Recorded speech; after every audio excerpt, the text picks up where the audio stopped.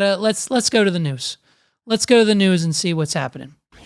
The US has reached a plea deal with the alleged mastermind behind the September the 11th attacks, along with two other defendants. NBC News chief foreign affairs correspondent and... By the way, there were 19 other news outlets covering this story. I chose this one specifically because of her sexy London accent and because, you know, Paris, the Olympics, we're talking about it. What are we doing? Mitchell has the latest. Today, the self-confessed mastermind of the 9/11 attacks and two accomplices are expected to enter a plea deal with the U.S. military.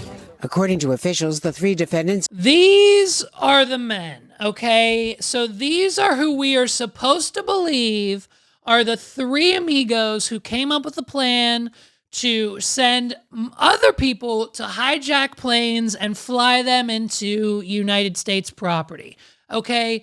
I don't know about you, okay? Maybe this first guy right here, this guy right here might have a little bit to do with it. I don't know. I can't say for sure. I'm not trying to judge.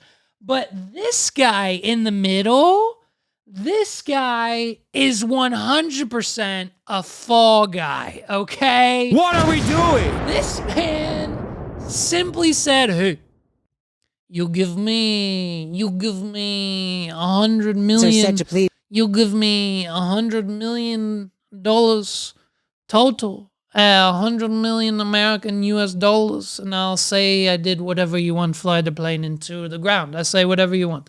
Give me $100 million and I'll spend the rest of my life in jail for you. Of course. This guy simply wants a case of beer, maybe some drugs, and just the gnarliest female companion you can get in Guantanamo Bay. What are we doing? And then this guy on the end, he kind of looks like he just got on the wrong bus. And so, like, we're supposed to assume that these three men who look like they come from, like, three different ends of the world are the masterminds. Hey, we have to believe... Why would the U.S. government lie to us? If the U.S. government says that these three men are the mastermind between 9/11, well, then they must be. What are we doing? Guilty to some unspecified charges as early as next week at Guantanamo Bay. The New York Times, citing a letter from prosecutors to 9/11 families, not independently verified by NBC News, reports the men have agreed to plead guilty to conspiracy and murder charges in exchange for a life sentence, avoiding a death penalty trial. So that's all they wanted. That's all these three men wanted. They said, hey, we'd rather spend an eternity in hell in Guantanamo Bay than the death penalty? What are we doing? It basically is. I'm not quite sure why they've tried to make this plea deal a thing, but this is what's happening, okay? And so it's like... trial at Guantanamo, where they were first charged by the military in 2008. Once the number 3 man in al-Qaeda, Khalid Sheikh Mohammed... Oh, this is the number 3 general. This is the third in line. Oh my God, I'm going to die. They are going to come for me. They are going to come all the way to New York City. They are going to come all the way to New York City where I am filming this podcast. And they are going to get me. Oh, the third general. I am so sorry. I'm so sorry. I don't know which button to push. I'm sorry, okay? That's my sorry button, okay? The third general of al-Qaeda. Holy shit, look at him. What are we doing? Mohammed, known as KSM, was captured by U.S. forces in Pakistan in 2003. Okay. 4 years later, he testified he was responsible for the 9/11 operation from A to Z, as well as the first attack on the World Trade Center in 1993. According to a 2014 Senate Intelligence Committee report, the CIA waterboarded Mohammed 183 times, a now outlawed technique widely considered torture. Also entering the plea agreement, KSM's... So that wasn't on the docket. Wasn't sure that was going to come up. We tortured the man. They waterboarded this man 183 times until he confessed that he's the mastermind. He just loves blowing up the World Trade Center? What are we doing? Oh man. Okay, well, we'll see. We'll see how it goes. Accomplice, Mustafa al Hawsawi.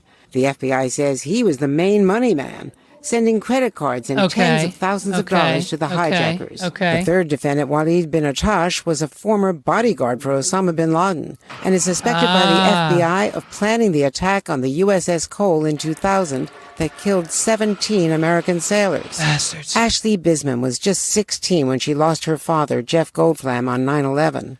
She says the expected plea deal does not seem like justice. The saying with 9/11 is never forget. And unfortunately, the victims were forgotten today.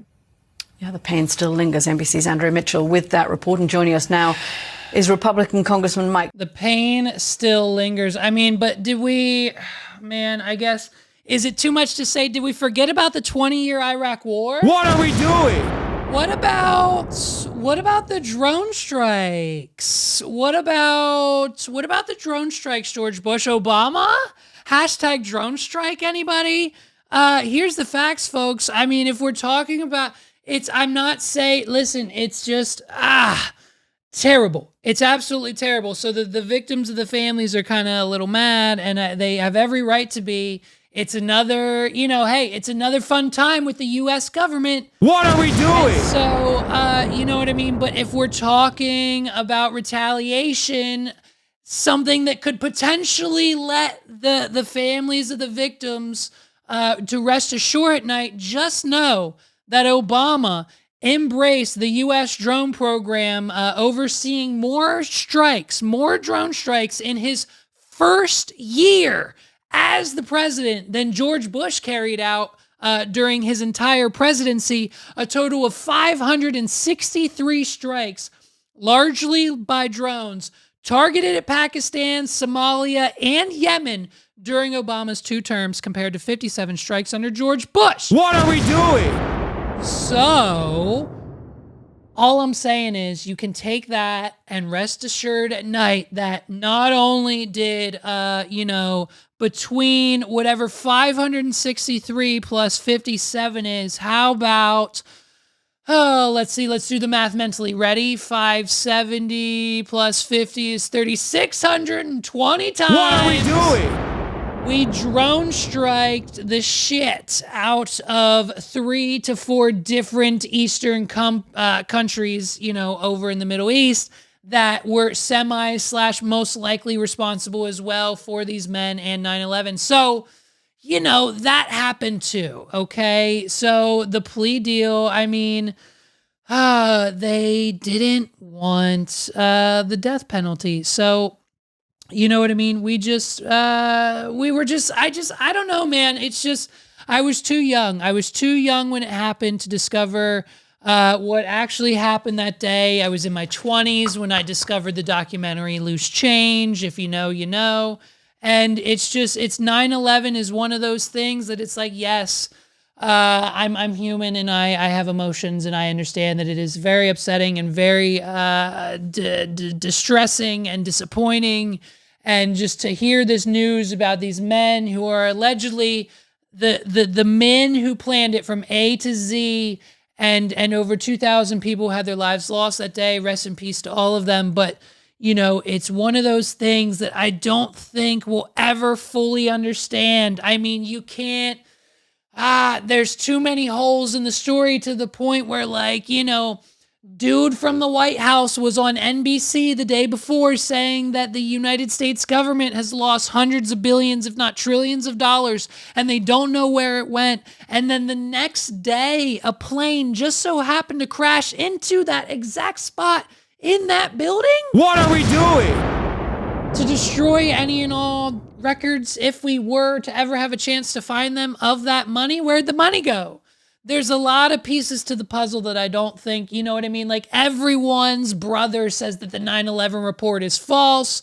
It doesn't make any sense. That's not actually what happened. Like, it just so naturally, why not top off this whole conspiracy theory with the fact of a plea deal, a little hot fudge, a little nut on top, a little whipped cream, maybe a cherry, and we've got ourselves a good old-fashioned plea deal sundae. Okay. And it's like, what are their names? Like, I mean, I don't even know. Let me attempt to read their name. I don't even, like, it's just these folks, it's one of the situations where I don't think we'll ever have an understanding of what's happening, what's going on, where everyone's head's at. I've said it before. The president of the United States has just as much power as the president of Amazon. It's a question we'll continue to ask. What are we doing?